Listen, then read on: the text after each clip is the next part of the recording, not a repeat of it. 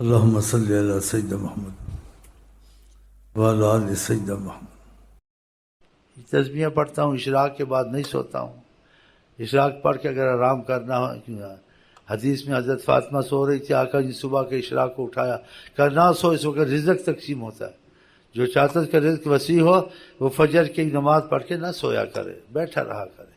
جب اشراق ہو 4 رکعتیں پڑھے، پھر کچھ آرام کرنا کر لے، ورنہ پھر زور سے پہلے زور کے بعد سو۔ حدیث کے مفہوم اس کا سبب والے سے رزق زیادہ تیز ہوتا ہے، اللہ اسباب بنا دیتا ہے، صبر کرے۔ آقا جی کی بات کبھی غلط نہیں ہوتی۔